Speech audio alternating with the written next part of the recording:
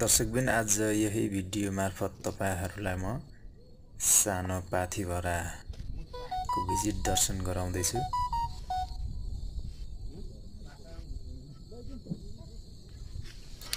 जय पाथिभरा माता।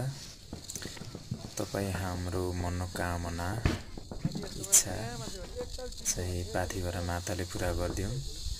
आशा गरौं हामीले भगवान प्रतिको आस्था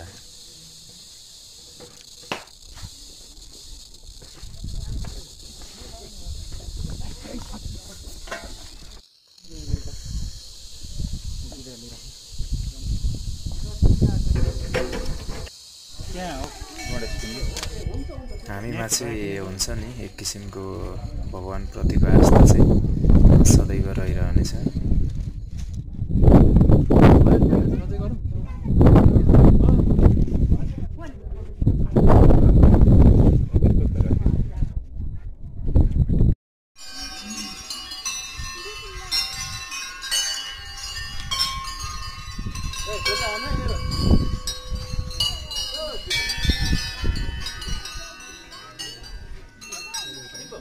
Yes.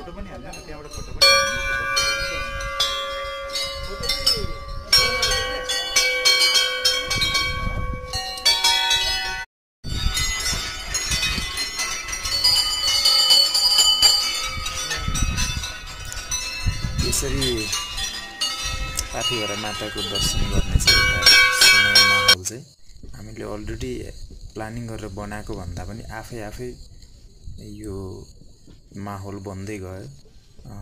सो त हामी यहाँ दर्शन गर्नलाई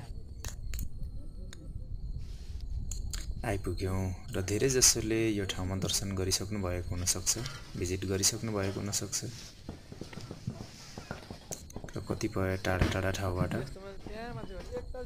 तपाईहरु भिडियो हेर्दै हुनुहुन्छ। कतिपयले भिजिट गर्नु भएको छैन, दर्शन गर्नु भएको छैन। तपाईहरुको लागि भने भिडियो हेल्पफुल रहनेछ आशा गरौं।